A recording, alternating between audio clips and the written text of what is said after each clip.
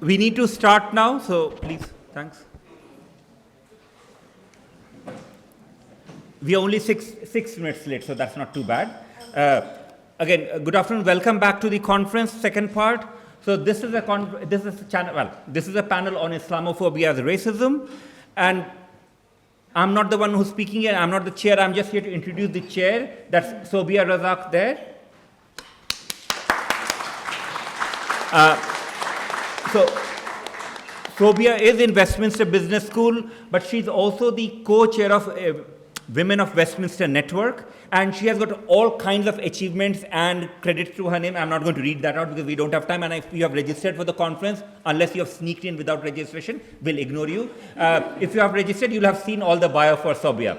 But on that note, let me pass it on to Sobia, please. Thank you. Thank you, Dibesh.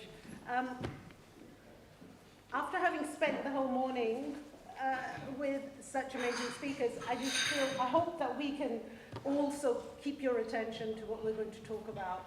Parts of it are going to be hugely serious, but one of the reasons why we chose this panel was to actually really bring to light the diversity of those that are Muslims. We're going to talk about Islamophobia. Speakers, I'm going to introduce them, but I think it's really important to recognize that Muslims come from all sorts of backgrounds. And that means different color. Oh, yes. Sorry. Okay. Sorry. So I just want to welcome all of the panel here. And I think it's really important that we recognize that this is the first time the anti-racism conference that we're doing, we are including Islamophobia, because it's a really important intersection, which sometimes I think gets ignored, and we are going to be relating some of what we've heard during the morning to what we're going to talk about. As you can see, we have a really varied panel. You know, they're white, they're black, they're brown, they come from different backgrounds, but what we all share is the same faith. And that's what we're going to talk about. And I just wanted to just give a short definition, a working definition of what Islamophobia is. Some people call it anti-Muslim hatred. There are lots of different definitions floating around, just so that we've got a baseline of what is going to be discussed. So one of the definitions is a fear, prejudice, and hatred of Muslims or non-Muslim individuals that leads to provocation, hostility, and intolerance by means of threatening, harassment, abuse, incitement, and intimidation of Muslims and sometimes non-Muslims, both in the online and offline world, motivated by institutional, ideological, political, and religious hostility that transcends into structural and cultural racism, which targets the symbols and markers of being a Muslim. So sometimes you can tell when someone is a Muslim, like me. Sometimes you can't tell if someone is a Muslim. And sometimes even non-Muslims get Islamophobia. And so I think it's important for us today just to have some discussions around some of what we've looked at this morning, which are the structural hierarchies of racism, which I'm going to get Myriam to talk about. But before we do that, I just want to introduce each of the panel members very quickly. I know you've got the bios there, but Myriam Francois, she's a Franco-Irish journalist. You may have seen some of her work, some of her films. Her latest film has just come out. What's it called? Yes, Finding Allah. How can I not know that? She's also a writer. She's produced and directed several documentaries, and she's reporter for BBC World and international news. Importantly, she started the We Need to Talk About Whiteness podcast, and that's because, for all intents and purposes, Myriam is white because she comes from a French-Irish background. And she's going to talk about some of what she found, in the podcast and some of her findings. And I'll move on now to Rakin. Rakin's British-born Nigerian.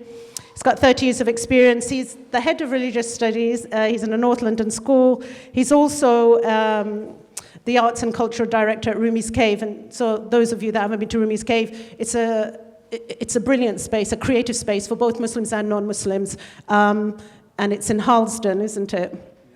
Yeah, and Rakin also does lots of other, apart from being a full-time teacher, he's also a coach, he specializes in coaching in relationships, and has written his first book of poetry called Third Eye Open.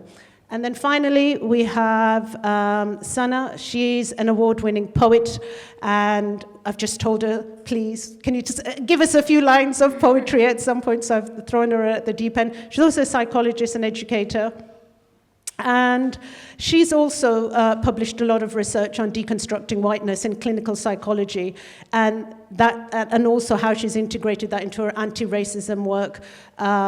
And part of the training for clinical psychologists. You might have heard of her talk. She's done a TED talk as well, and she's also written quite widely. So welcome to all the panel. So the structure is going to be a little bit different from the other panels. What I've asked all of the panel members to do is to just do a short summary on their specialisms so that we get an opportunity to really understand some of their experiences of where race fits into Islamophobia. And part of what they're going to talk about is, firstly, Myriam, she's going to talk through reflecting the intersection of race, religion, more accurately, as being part of a structural inequality of violence rooted in the longer history of empire building as well.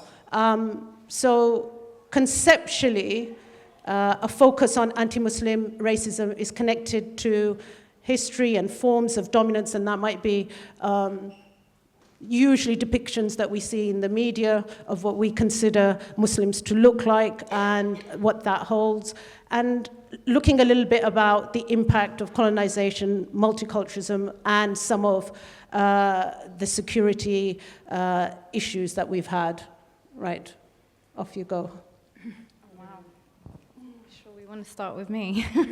Well, hello everyone. Thank you so much for having me. I guess, so this is where I just summarize why I'm speaking. I guess there's a couple of things. So obviously, you can't tell by looking at me, but I am Muslim. For the majority of my adult life, I wore a headscarf. And believe it or not, from the moment I began wearing a headscarf, I was racialized as outside of whiteness. I'm not suggesting I was racialized as black or brown. Those are very different experiences, but was I racialized as outside of whiteness? Absolutely. And it was like falling through, is it the looking glass? Is that the expression? Sorry, I'm also Francophone origin, so you'll forgive me. What it meant was I suddenly had an experience of second-class citizenship. I'd read about it, I definitely had heard about it, but it was something else to step through the looking glass. And from that moment onwards, I became very interested in that line that I was crossing, which was the internal, external, the inclusive, excluded, the line of whiteness, essentially, that gets drawn in the sand, and which is largely invisible to those who draw it, which is the irony of it. And so as a white Muslim, I feel like I've had insights into that have kind of propelled me to want to talk about whiteness specifically and the impact that it has on different forms of othering. I also have a background, my PhD research was on the use of Islamic political ideals as a source of political renewal in the region, which is an area that takes you into the history of the region, but also the extent to which different ideological foundations for societal and political renewal are not considered on an equal keel. And that's just a fact. You can't argue that Islam should be the basis for the renewal of Islamic societies without being called an extremist, but therein perhaps is the solution. So we may come back to that. I therefore have, as you mentioned, started the podcast, but I've also written quite extensively about my positionality within this, and by virtue of also necessarily being blinded or blindsighted by my own whiteness, I'm also still a student of the field. So yes, I enter it with the knowledge that that is where I stand. I'm going to hand over from here. Thank you. أعوذ بالله من الشيطان الرجيم بسم الله الرحمن الرحيم إن الله وملائكته يصلون على النبي يا أيها الذين آمنوا صلوا عليه وسلموا تسليما اللهم صل على سيدنا محمد الفاتح لما أغلق وقاتل لما سبق ناصر الحق بالحق والهادي إلى صراطك المستقيم وعلى آله حقا قدر الإقدار العظيم أما بعد يا رب زدني علما. So greetings everybody. I'm very happy to be here today, and I'd like to say thank you so much, Sobia, for inviting me here. I've been here from the beginning, and I've really enjoyed it, the discussions. If anyone saw me sitting there, I was just like, yes, I know. Lived experience, yes. Mm-hmm. Structural racism, yes. Mm-hmm. I was, I enjoyed it so much. And so I was very happy to be here. So I'm going to talk a little bit about my background. I'm a head of RE and philosophy and ethics in a secondary school. And so my experience with Islamophobia is very interesting. Before that, I wanted to just talk a little bit about the black experience. Because the black Muslim experience of Islamophobia is different from other races. And it's because if you're black in the UK, first of all, when you see a black person, you don't think they're Muslim. I'll discuss with somebody, I said, I'm going to come and dress like a Muslim today. So when you see me, say, okay, it's a Muslim man. But then I thought to myself, actually, if you see me like this, you might not know I'm Muslim. Because I remember going to a mosque just like this, and then a Muslim brother said to me, oh, I like your party outfit. This is a beautiful party outfit. You look lovely. I said, no, excuse me. If you travel to West Africa, and you go from Ghana, Nigeria, Gambia, Senegal, Mali, Niger, you will see everyone just like this. It's not nothing new. But here, in this country, in the UK, because the majority, when you're thinking about Islam, you think about Arab and Asian. So this is why we have a different thing with Islam and Islamophobia. But Islamophobia, it does affect us. And especially for our sisters, especially when you have the hijab. As I always say, the hijab is the flagship of Islam. The hijab is the flagship of Islam. So why do I say that hijab is the flagship? Because when a woman wears it, straight away, you don't even know her, you've never seen her, you just think, okay, this is a Muslim person. Straight away. But for the Muslim male, most of the time they can go unnoticed unless if they're Arab and Asian, you'll think, yeah, maybe they're Muslim, or they have the Islamic clothing on. When they're wearing Islamic clothing, you'll know straight away that this is a Muslim. Our experience of Islamophobia, especially in the school system, is quite problematic. The main reason is we have the prevent agenda. Now, interesting enough, with the prevent agenda, we know that people say, okay, we're not going to go and follow the prevent agenda anymore, but it is still used to train teachers today. And it comes under the area of safeguarding. So, and if there's any people that are trained to become a teacher when you do your PGCE, you will have to do this part where you learn about what they're saying here. And it's quite problematic because they look at, they teach you to actually kind of like spy on your students. Spy. And what happens in many cases is that you will see, okay, there was a great example of a young boy, he wore a T-shirt, and on the T-shirt it said, I want to be like Abu Bakr Siddiq. We had it written here, he's very proud in school. And then he found himself, being taken out, being reported, and then he was spoken to by those de-radicalization people, and they said to him, they were asking him questions about ISIS. He was 8 years old. They were asking, do you know ISIS? And he, I don't know what you're talking about. He's an 8-year-old child. Okay? Is anybody talking about ISIS in your household? No. So why did this happen? Because the leader of ISIS was called Abu Bakr Siddiq, so they thought, okay, if he's got a t-shirt saying that, yes, he must be an extremist. But any person that does a little bit, just a little bit of study of Islam, not even a scholar, just a little bit, you will know that after the Prophet Muhammad, peace be upon him, the second leader of Islam was Abu Bakr Siddiq. It's very clear, everyone knows this, everyone knows, it's very clear. But the trauma that this young boy is going to go through now, that's just one case. Another interesting case was of a brilliant student who, she wanted to be a lawyer, okay, and then she found herself, when she got to university, she found herself holding her tongue. She said, no, I need to hold my tongue, I need to be careful. Because if I speak out too much, they might get the wrong idea of me and call me an extremist. And this is the other side that is not looked at, how young Muslims in this country are walking around feeling they're othered, that they're feeling a society hates them and looks at them as they're extremists. And this agenda, even though we know that this agenda should be taken out of schools, it's still there. And you're encouraged, snoop on the kids, look out for certain signs. What kind of signs did they say? Okay, maybe the sign of, like, if you see a Muslim, all of a sudden he starts growing a beard. Or maybe if a Muslim starts praying more, these are signs. But actually, these are not signs of an extremist.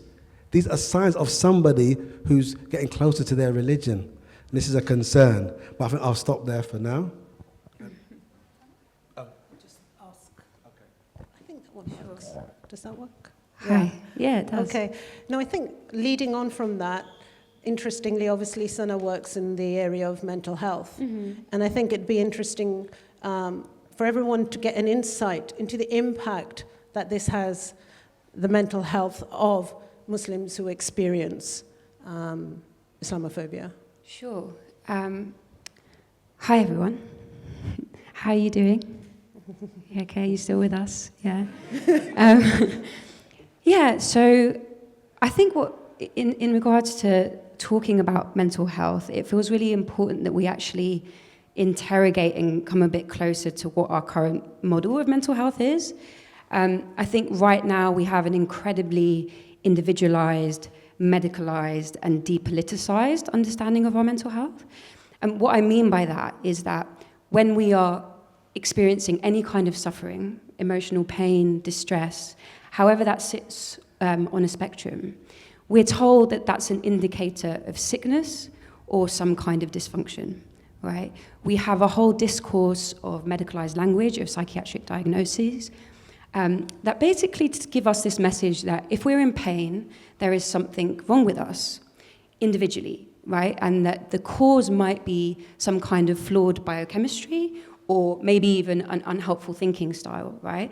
But the problem essentially, we're told, lies within us as the individual. And the cure also is an individual one, right? Whether that's medication, whether that's therapy.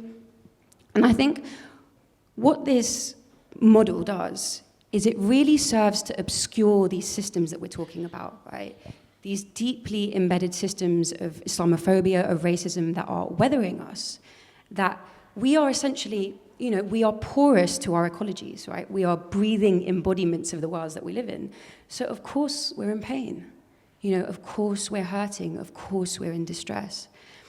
And I think what feels really important, particularly in the current kind of understanding of Muslim experiences within these systems of oppression, is that this medical model, it really serves to keep us shielded from being in relationship with our pain, and really understanding the complexity of it and its true causes.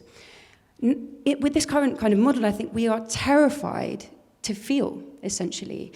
As soon as we kind of feel any kind of suffering, we're really quick to label it and say there's something wrong here. And particularly, I think, for Muslims who are so often given this messaging that you are a threat, you are dangerous, you are backwards in some way, or your anger can't be here, right? We then are at risk of internalizing those messages and becoming terrified of our own emotional worlds, right? We end up perceiving our own emotions as dangerous or as threatening. And so I think what's really important here, I think, is the practice of compassion. How can we make space for our hurt? And of course, we're going to be hurting within a really wounding world, right? I think a lot of our thinking around pain and where it can get really, I guess, isolating and especially difficult is when it feels like we're alone in it. And if we think about suffering within the context of a wounding world, right, all of us, every single one of us are wounded, yeah? I mean, without being like really crass, if every single one of us in this room had a lineup of our wounds, yeah, they might not actually be as different as we think. And that's not to devalue what we've been through. That's not to devalue kind of the unique heaviness of our experiences, but it's to say that our wounding is interconnected within these systems, right? And therefore, so is our care. You know, we need each other. And so much of these kind of medicalized systems invite us to rely on these systems as the source of care, that we need to go there to be accepted in our messy madness, in the extremity of our despair. And actually, what if we were able to show up more with each other in our misery? You know, to really be a complete mess with each other and for that to be held. And I think the starting place with that is, can we hold and meet ourselves with that compassion when we're in that mess before moving so quickly to that place of shame, that we shouldn't be feeling this, that we need to fix it, we need to make it go away. You know, the move with a wound is so often to stitch it up, right?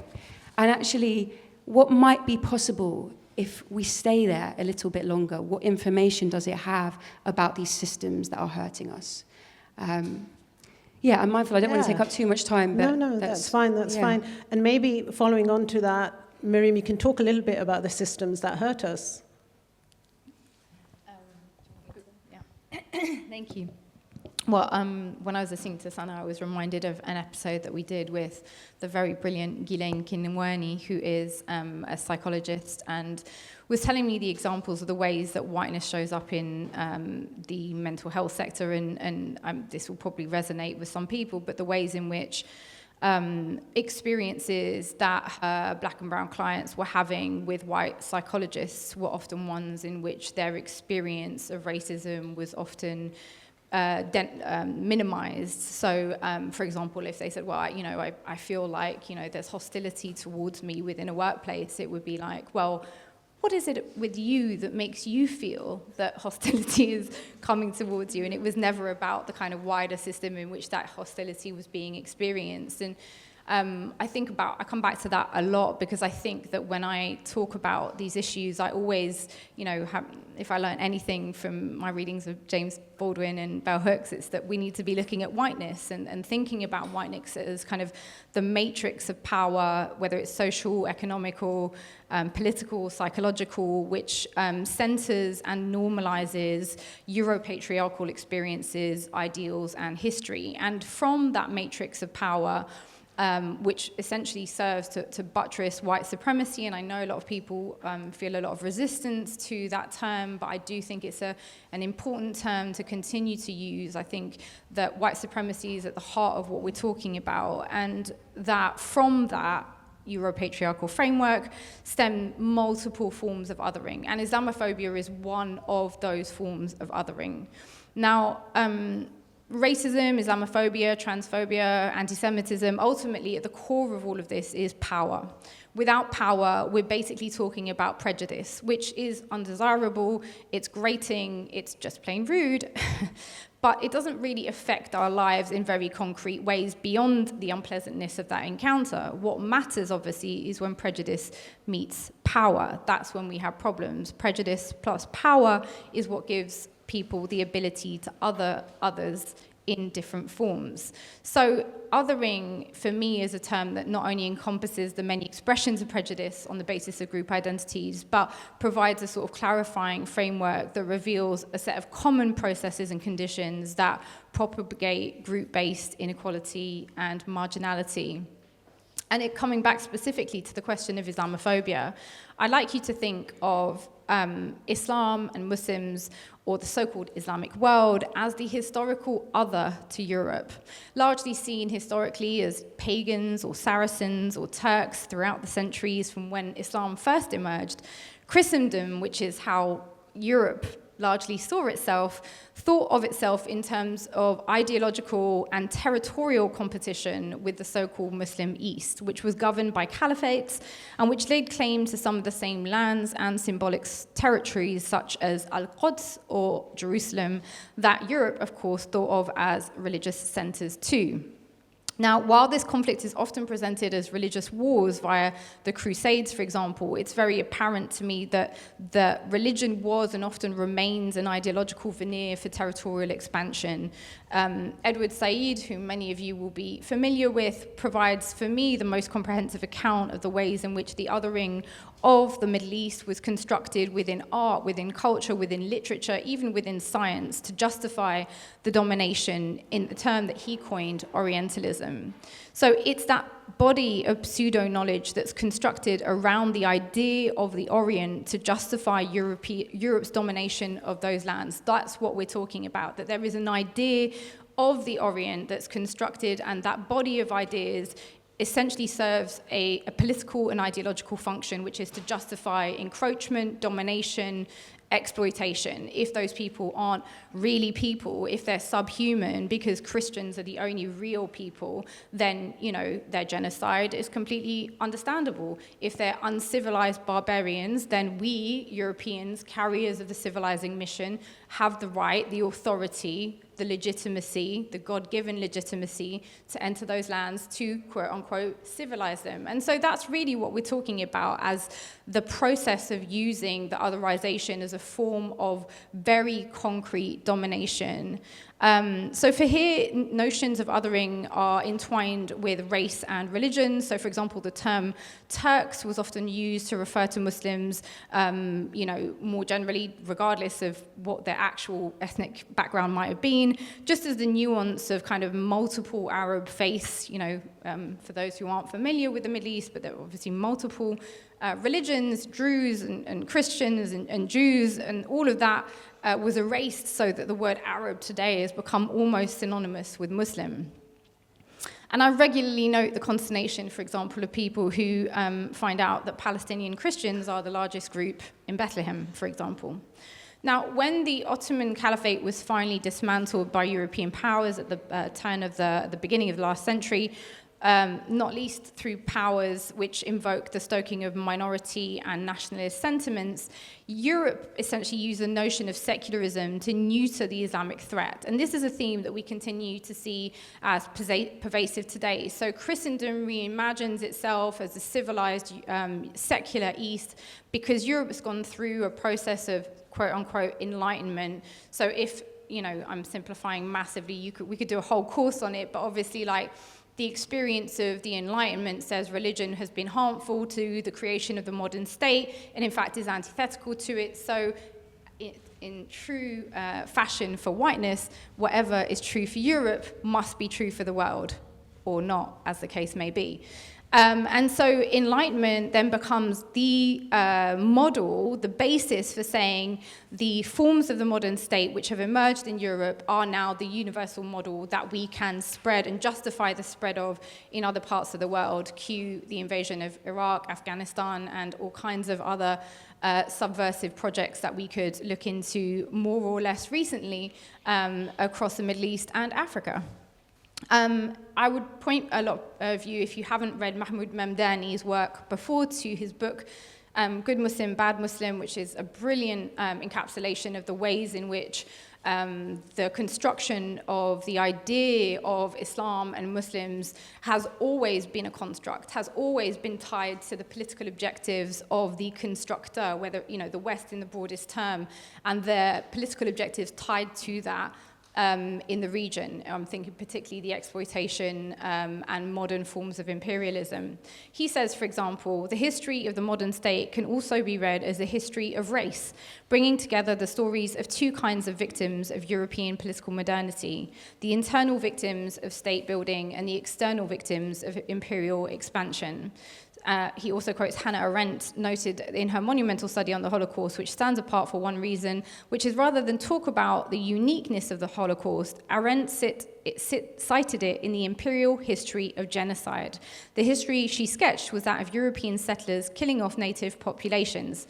Arendt understood the history of imperialism through the workings of racism and bureaucracy, institutions forged in the course of European expansion into the non-European world. In other words, not that I could ever paraphrase Hannah Arendt better than she says it herself, but the tools that have been used to justify encroachment even closer within Europe or in terms of its expansion into other parts of the non-European world began to be applied within Europe. And when they began to be applied within Europe to, for all wants and purposes, white people, which is, what Jews largely are, that's when it became a problem. That's when it became an issue.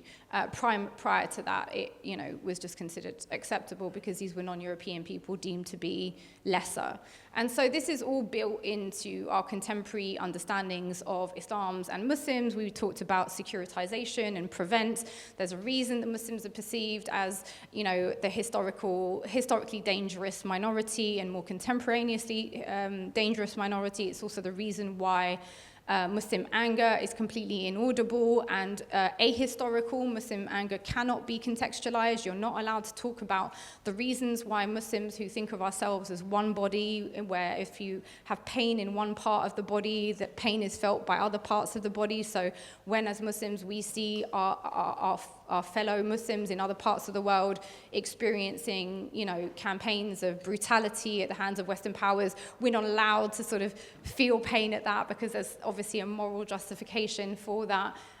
Similarly, when Muslims express anger publicly, there's also the risk of, being put forward to prevent. In the mental health context, it's an anger that you're meant to reflect on personally. You're not allowed to contextualize that.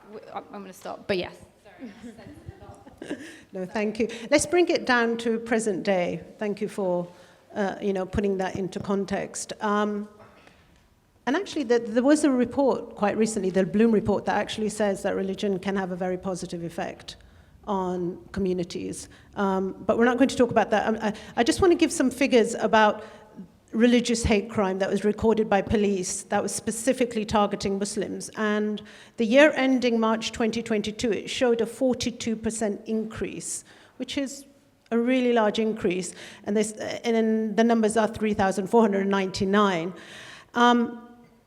And also, actually, the number of hate crimes against Jewish people also rose up to 23%. So what's going on here? I mean, I want to bring in Rakin here and maybe talk about, can you highlight the broader impact that some of what you mentioned? You're a teacher in a North London school. You teach a diverse set of students. You also have, in Rumi's Cave, a lot of communities that come there. Can you talk us through a little bit about the broader impact of Islamophobia that you've encountered? Okay, yes. So earlier on when I was saying that the hijab is the flagship of Islam, so interesting enough, we have a unit of work, a unit that I teach at school, which is about Islamophobia, and I asked the students if there's anyone who has had any experiences. And when I asked this question, there was one, young Muslim student who's brilliant, actually, brilliant student, top of her class, amazing. And she wears the hijab and stuff. She goes to me, yes, sir, I've had an experience of Islamophobia. I said, what happened to you? She goes, yeah, I was just at the bus stop and this white man just came out of the car and just spat in my face.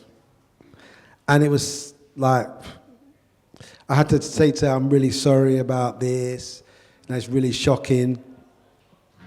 And there's been other cases as well, where, and especially Muslim women who wear the hijab, which means that when they're seen to be Muslim, get attacked. And as we can see here, the figures, they've rose to 42%. Okay, and 3,499 attacks, which is shocking. Also, it plays on the Muslim mentality, on the Muslim psyche. And just to explain something to you. So, for something that you wouldn't know, you're not Muslim, because it's a lived experience. Whenever there is, if there's a terrorist attack, or there's an attack anywhere in the world, anywhere, so you hear, someone's been shot, or someone ran into a school and did this, every Muslim will say, look, this is terrible, but please, please, please, don't make it be a Muslim person. You can't even imagine what that feels like, that you're begging, please, just don't let it be a Muslim person. Because you know what is going to happen if it is a Muslim person. The violence comes on our streets. It doesn't matter where it is in the world. And what's interesting is that we talk a lot about language. As an example, when there's a terrorist attack, you say Muslim terror attack. Even this word Islamist is a problem for me. This word, because Islamist is actually made from two words put together. You got Islam, you got terrorist. You've created a new word called Islamist. It's a problematic word, problematic. And you put all Muslims together in this. But what's interesting, for example, when you see, if there is a white person that goes and shoots up in the school, it's not called a terrorist. They have another name, a lone wolf. A lone wolf. But what's the meaning behind this? You see that this attack is by an individual person. It's not by a group. It's not by a group of white people. No, it's by a lone wolf. But when there is attack done by Muslim, everyone is tainted with it. And I remember years ago when there was some terrorist attack, and in the media and even in Parliament, they're saying, "I can't hear the Muslim voices. There's been an attack. Where are the Muslims? I can't hear them. It's not loud enough." So every Muslim should be out screaming, "We are against terrorism. We are against." This is exactly what people want to see, which is really problematic, because in every other case, if it's a white person doing something, it's an individual. But when it's a Muslim, you're putting us all together. Why?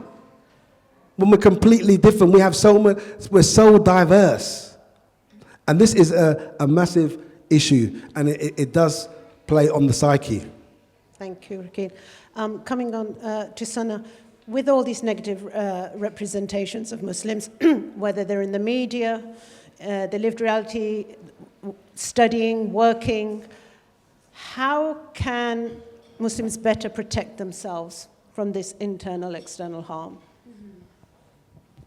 Yeah, I mean, I think what we're essentially talking about, what Myriam and Rakin have both spoken to is the brutality of hierarchy, and yes, that manifests in the otherization and dehumanization of Muslims, but it plays out in many ways. It plays out within Muslim communities.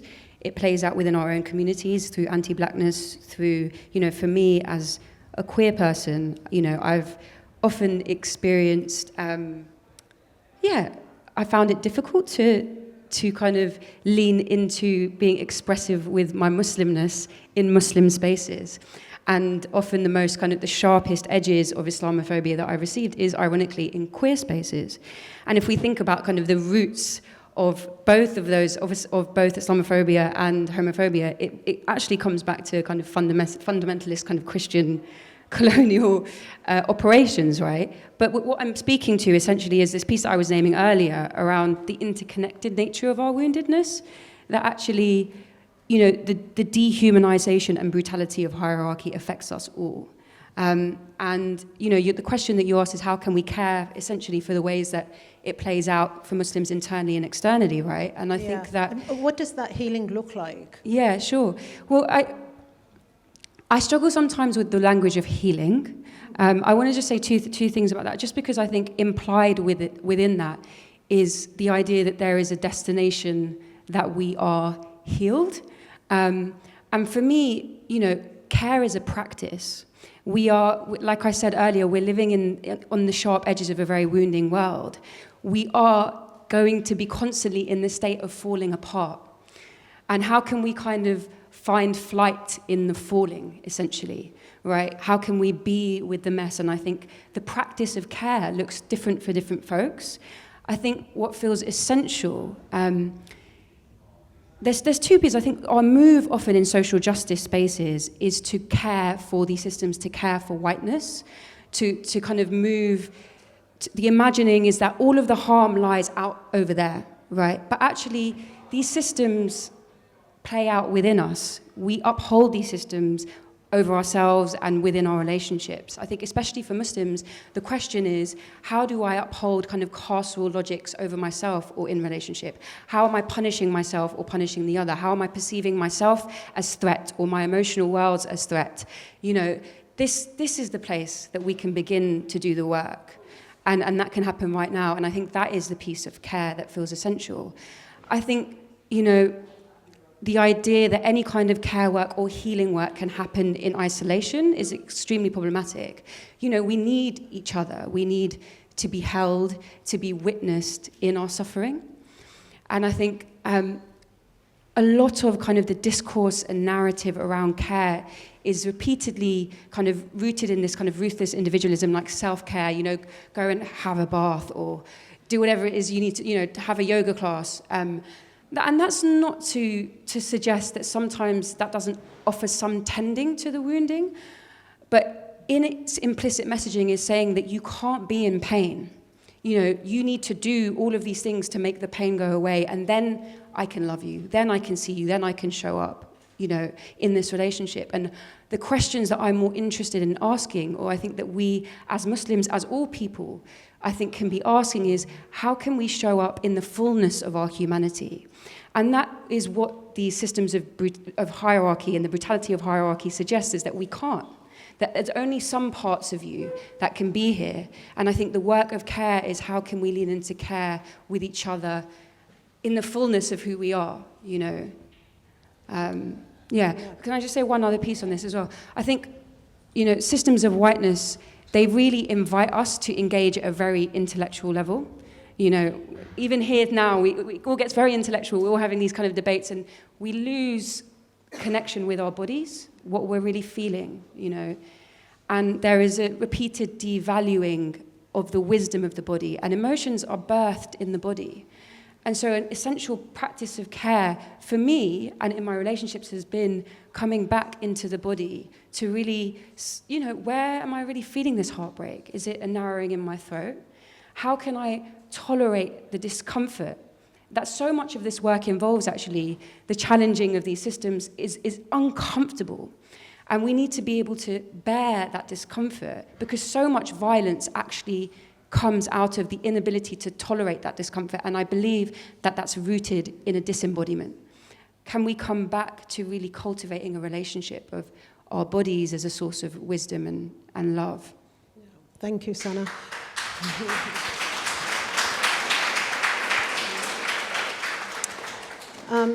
So in the interest of time, we'll open up the floor for some questions. I still have some questions here. So we'll see, because we want to make it as interactive and give you an opportunity to just give your thoughts and short questions. Is there a mic? If anyone has any questions, please put your...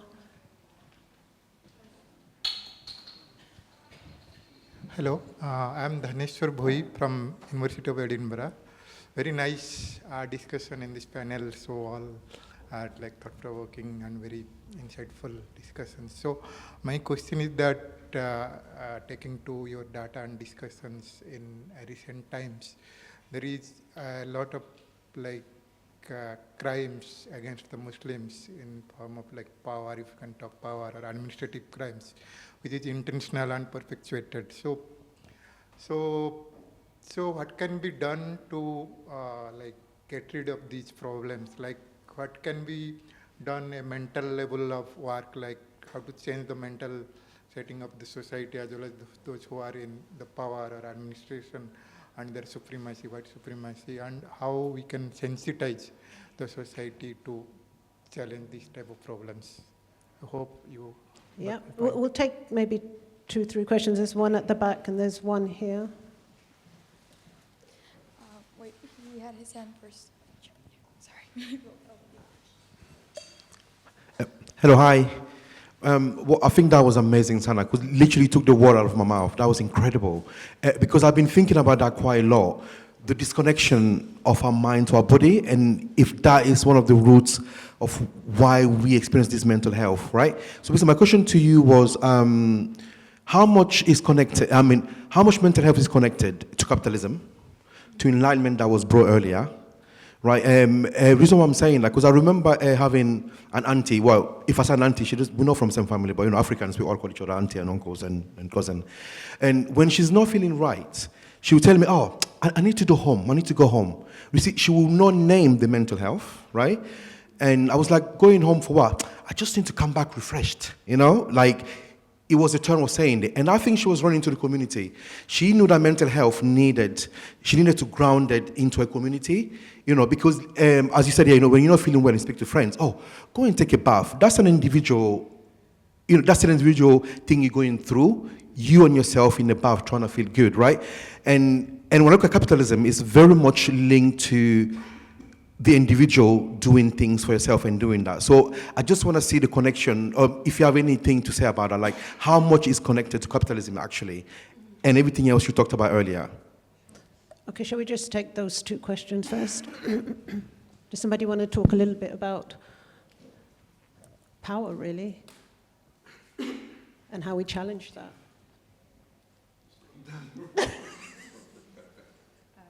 And then Sanah can take the next question. Do you want to, Myriam? Sure. So obviously I'm hearing you in the sense that obviously some days I feel like all I see in the news is another Muslim minority in the world being targeted, and it could feel like it's like a global thing. The problem that I have is that I think that a lot of what we're talking about is linked to the nature of capitalism, and that capitalism requires hierarchies of human value, and it requires, in order to justify the pyramid, which says that some people can be billionaires, and even if we expand that to say, well, we can have billionaires of different identities, well, for there to be billionaires, there've got to be a lot of people that are have-nots, and I personally think that that's very connected to the solution. I think the solution has to be moving away from an economic model which implies the necessity of hierarchies of human value towards one which recognizes if there is a universality, then it's the universality of the worth of humans across the board. Yeah. Thank you for that question, and also just for sharing so personally. I think we live in cultures that are intolerant of any kind of prolonged expressions of grief. And so I think, feeding into what Myriam was just saying about capitalism and the hierarchies of value, the state is selling us a lie of separateness and of hierarchy, and actually we're not as separate as we think that we are. And so that piece around her being in this state of real suffering and thinking I need to go away back home, essentially implied within that is to hide what's here, to shield it from you, because I'm not sure if you can see all of that mess, and I'm not sure if I can bear being witnessed in the rawness of that mess. So let me go and take it over here and come back when I'm better. And my question is really, because I know you use the language of solution, and I sometimes struggle with solution-focused language, just because I'm more interested in how can we be with like the shit, because I don't know if kind of the idea of fixing is possible always. How can we actually lean into caring for what's here? And so maybe in that particular example, yes, we of course are on the sharp edges of these systems. We are and we will be. And what does that mean? Do we wait here forever until capitalism goes away? No, we can't. So what can we do whilst we're here? How can we be in relationship with that suffering and do something different? You know, the black feminist futurist question that's often asked is, how can we right now practice the futures that we imagine, okay? And so right now, in this place, in these systems, when I feel so separate and alone and like I feel of less value, how can I lean into, or how can you lean into with me, being in this pain? And even just in that witnessing, even just in that connecting, even just in that holding, we model something different. We model a different kind of world. We model an interconnected, loving, interdependent way of being that says, I can hold you even in this mess. You're not as separate as you think you are, and neither am I. Yeah.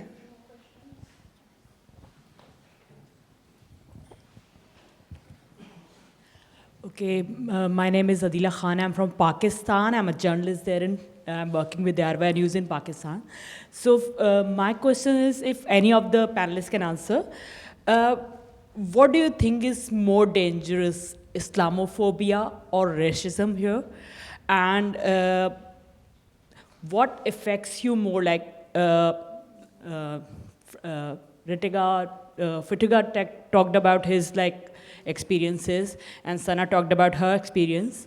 So, and what do you think about the laws? Do you think the laws here support you in this regard? Like if you are facing such kind of Islamophobic or racist threats or anything. So do you think the laws support you here?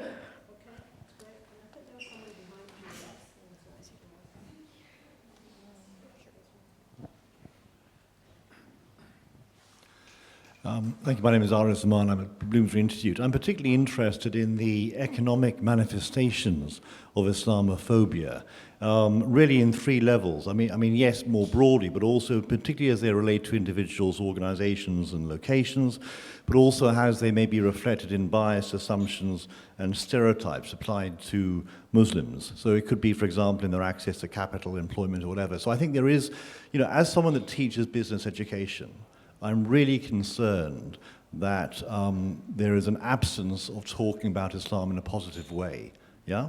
And I think that's a real issue. So we talk about emerging markets. We very seldom focus on markets that have Muslim majority populations. We talk about models of innovation. We very seldom talk about Muslim women entrepreneurs. So there are so many examples. So I think we need to be clearer. When we talk about Islamophobia, it is there, but it's also particularly there in certain domains and areas. And I think in business education, it's absolutely there, and we need to address it. Yeah. And I think there was another one. Yes.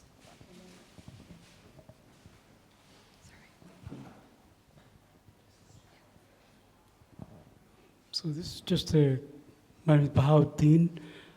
Just a comment, I hope it's observation, it's not a criticism. By the way, 3 excellent contributions, incredibly illuminating on this subject. I think it just occurred to me that in fact people are aware of anti-Semitism as racism. Islamophobia is being highlighted as racism.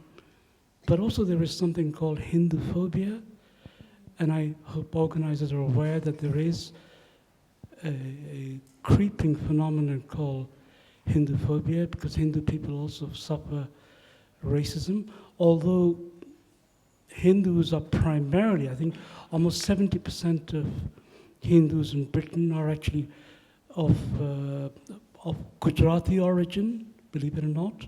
It's probably the largest segment of Hindus from South Asia, but there are also Hindus from Nepal and Sri Lanka and South India. So I think the organizers should be aware that racism is, Islamophobia is a particular trope which infests British imagination. But I think Hinduphobia also is a problematic area, and I think we should be aware of that. Forgive me for raising this with Muslims. Right, yeah, thank you. Certainly, we'll think about, obviously, varying the panel, and absolutely. I'll just touch on one of the things, maybe panel can think about some of the questions that have come up. But we're very aware of highlighting some of what's going on, particularly with women from certain backgrounds, Pakistani, Bangladeshi backgrounds. The Fawcett Society and the Runnymede Trust did produce a report which showed very clearly that at the very, very bottom of progression for career were women.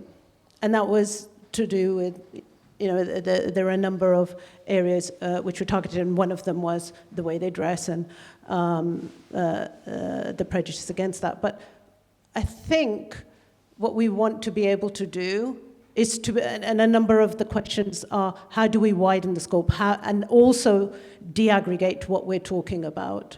Because Muslims, 1.5 billion, a majority in a world, we can see we have a lot of variety. How do we look at supporting and ensuring that we're doing the very best for those? Do you want to take maybe this question or the question at the end from the journalist? Okay, I'll have a go at this one. So I got from the journalist, what is more dangerous, Islamophobia or racism? Yeah, okay. I'm not sure what's more dangerous. I know they're both problematic. And racism has been here for a long time, and actually what was said on earlier panels as well, it sometimes gets pushed to the bottom, racism. There's not a great improvement in that, okay? They're both really problematic, extremely problematic. But what we can say about Islamophobia right now, as what was mentioned earlier by Sobia, that you can see by the amount of attacks that are happening.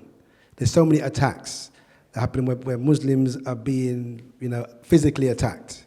Okay, that's a problem. But also, they're both bad. I see them both because in racism, it's still a massive issue. Every time, like our Home Secretary talks, you hold your head because you can know that racism is really things haven't got better. In some areas we're seeing some movement, but there still needs to be a lot more movement. And as was said earlier as well, we do need to see what is good here actually is to see more white faces. I found that really powerful. I wanted to see more and more white faces who can actually help to make this change that needs to happen.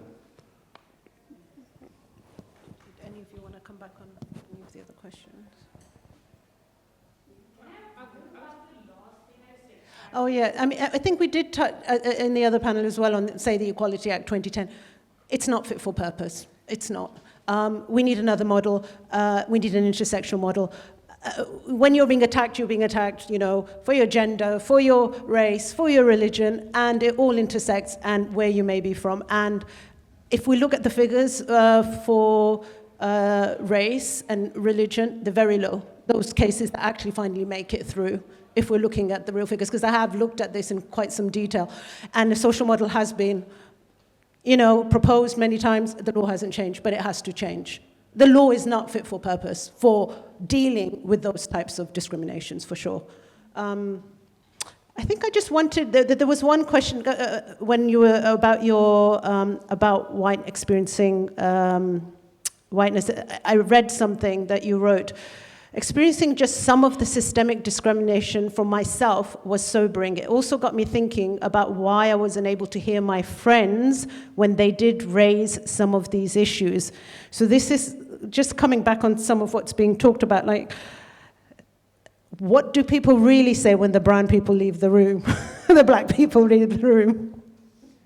Yeah, I mean, you and I have kind of semi-joked about it, but I do think it's a real thing. I think that one of the facets of whiteness is that it creates a sense of unspoken complicity and willingness to discuss things related to race and minorities that would not be spoken, would not be verbalized in spaces where they were present. And I can tell you that because having been for so many years racialized outside of whiteness when I was wearing a headscarf, and as I said, I mean, your question was, what's worse, Islamophobia or racism? I'm allergic to the idea of competition at this one, because I really think that what we're talking about is whiteness is the problem and different manifestations of it in different areas. And so when we hear that there's an increase in Islamophobia, we hear an increase in anti-Semitism. I'm sure that if we looked at the figures on racist violence, unfortunately, so that's where I sort of think it's much more connected to whiteness as the problem and the ways in which the boundaries of whiteness are policed. And so I obviously will not repeat the kinds of slurs that I encountered as a headscarf wearing woman who looks, obviously you're looking at me now and you're thinking, how's anyone not recognizing that she's white? But I've been called the N-word, I've been called the P-word, so that means that a white person looking at me in a headscarf is racializing me in ways that, Islamophobia doesn't discount it. It kind of puts you in a racialized category, which is why I think connecting the two is very meaningful. But your question was kind of about the ways in which, I suppose white people, particularly those of us who are often in predominantly white spaces, and let's be honest, that's still the case. Many people still live in silos. Many people, think of diversity as engaging, with the cleaner. That's the truth. In middle-class Britain, that is the truth. And I think that you have to recognize, if you are racialized as white, that your normalized experience of whiteness is a form of oppression in and of itself. The idea that whiteness and normality are almost interchangeable in our societies, that your experience of the world is seen as the benchmark for how other people experience it, and therefore if there's an expression of difference vis-a-vis an experience, well, that person must be making it up, or they must be exaggerating, or they must be, confabulating, or whatever it may be. That's where the examination of whiteness really comes into it for me. So I don't think it's about, I know a lot of the time it's like, oh, white people self-flagellating. I really don't think it is that. I think it really is about expanding your references, expanding your understanding of how the world actually operates, and decentering Euro-patriarchal references from how you make sense of the world, which is why when you were talking about connecting the mind and the body, we come from a culture here in Europe that separates mind and body. That's not truth. That is a very particular historical interpretation of the body. Mind and body are not necessarily separate. Lots of cultures have conceived of them as completely intertwined and can't think of them as separate. The fact we do, and that we then impose that on others, that's just one example of the way in which I think whiteness operates in very subtle ways every day. So we've got a chance for one or two questions. Go on, Muna, and then behind you. Alex too. Since I've managed to you got the mic, go for it. the microphone, so I will go for it. Sobia, you were talking earlier about the comparable rise of anti-Semitic and anti-Islamic hate crimes, and interrogated a bit the source of that. And some of the things that have been said just now are absolutely pertinent to that question. But one of the things that I think has been very crystallizing in recent terms as a rhetoric of white privilege has been the rhetoric around Brexit and the exit from the European Union, obviously. Now, there are all sorts of very old rhetorics that fed into the rhetoric that was produced around the Leave campaign. And people talk often about rhetoric from 1930s, for example. But what I found interesting about what Myriam was saying, and I hadn't thought about this before, is the degree to which there was also Orientalism playing in that discursive field. And having just had a bit of a Google, because, I'm kind of somebody who Googles things, it was quite interesting to see quite a lot of reflection on the role played by Orientalism in Brexit narrative and Brexit rhetoric. So I think that particular moment didn't just increase hate crimes across the spectrum we've been talking about, but played on some very old discourses of privilege, and it was a particularly unfortunate moment in that respect. And it goes to show how notions of Orientalism are not just about discourse, they're not just about academic study, they are about producing hate crimes in the real world, and I think we forget that at our peril. It's not just an interesting historical phenomenon, it's something which is part of today's speech and causes act. So I found that really interesting, both of you. Thank you very much. Thank you. Can I just tell you a very quick story now that you've talked about Brexit and the Leave campaign? So at the height of the Leave campaign, my son, who was 16 years old at the time, he was speaking on a panel, I don't know where it was, Trafalgar Square or somewhere, and the Westminster attacks had just happened, literally a few days before. So they were supposed to, each person was going to come from their school and they were going to speak about aspects of why we should stay in the European Union, particularly to do with education. And one of the organizers took him aside and said, "Can you talk about what happened in the attacks?" And they didn't ask me, they went straight to him. And actually, it's still on, if you Google his name, it's still there. But, the pressure that he was put under to not talk about Leave and the impact it was going to have, because it was going to have an even bigger impact on the younger generation, but to actually bring the conversation back to what a Muslim did, which he's not connected to. But, those are the burdens that, even for my children, I have to continually say, well, you should have refused, but, he had to then say something about it. But yeah, sorry, that just brought that to mind. I think Muna, one last here. Wait, who's got the mic?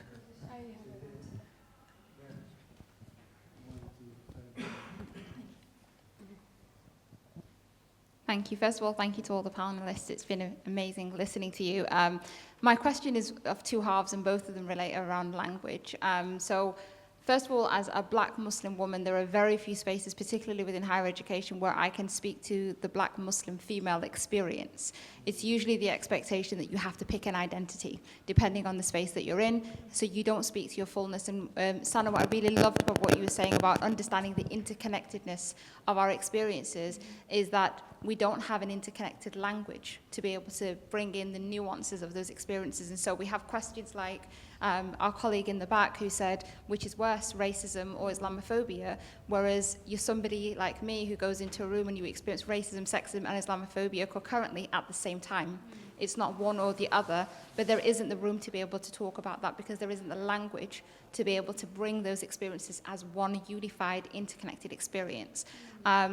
So the question is, how do we start to have those conversations in a way where you're in a room with people with different experiences to yourselves, but in certain circumstances, those people are sometimes the perpetrators of the harm that you experience, and you're trying to have a conversation with them from a place of care and compassion when that language is what the limiting factor is.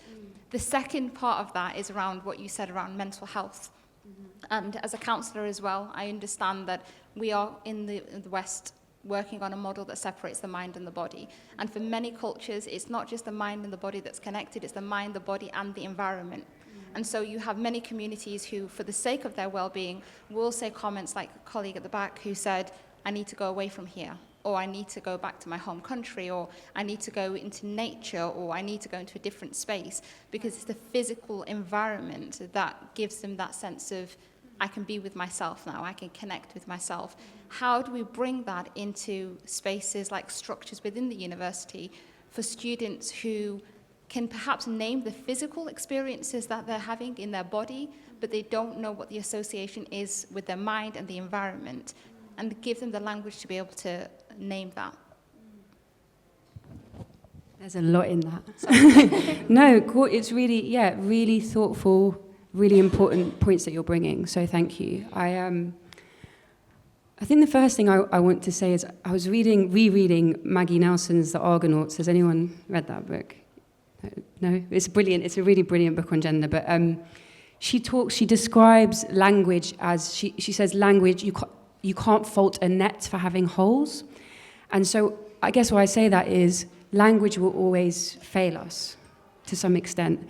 Whatever I'm hoping to intend to communicate to you, even in this minute of what I hope to apply to you, things will fall through.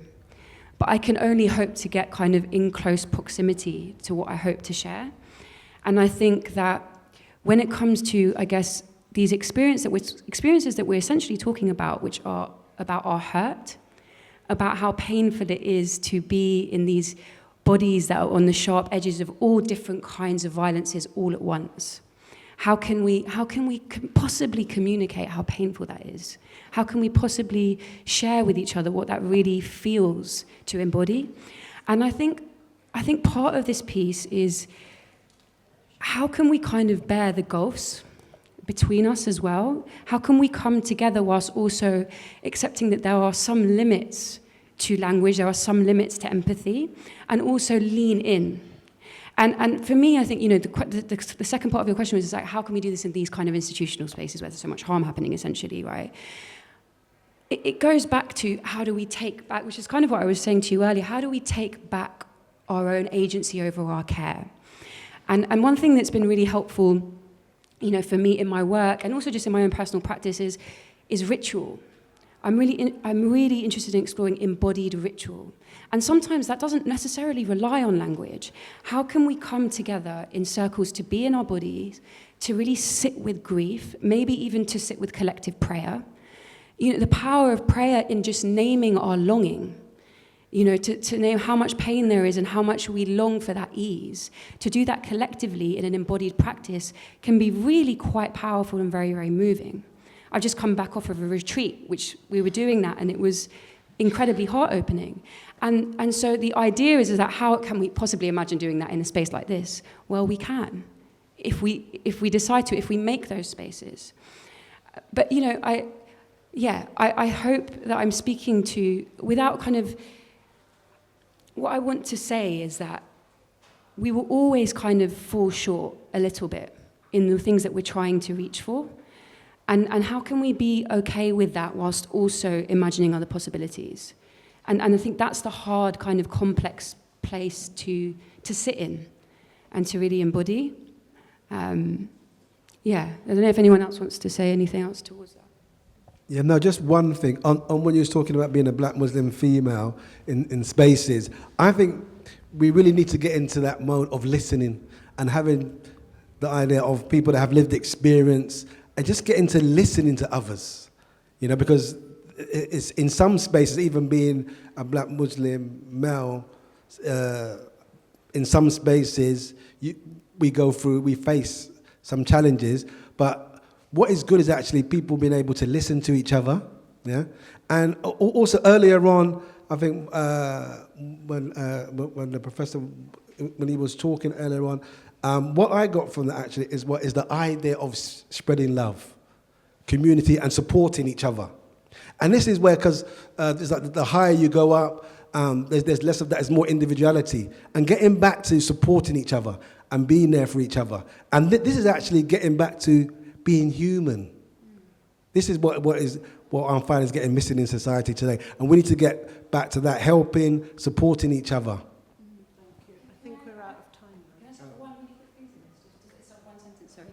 I just want to bring it back to God because I feel like we're talking about Islam, and that's why I just want to say one thing. We're talking about love, we're talking about humanness, and I think someone named bell hooks earlier. I actually missed Jason's talk, but he told me that he mentioned bell hooks, and she talks about love as a verb, as a doing, right, as an action, and I find it helpful to think about how are we doing God.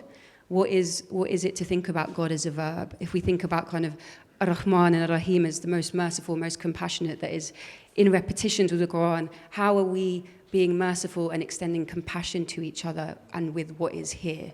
In these spaces, in these gulfs, in these sharp edges and amongst these sharp edges, how can we be loving, essentially? And I think, calling on God to do that is a practice for us all to lean into. Thank you. That was a great note to end on. Thank you to all my panelists.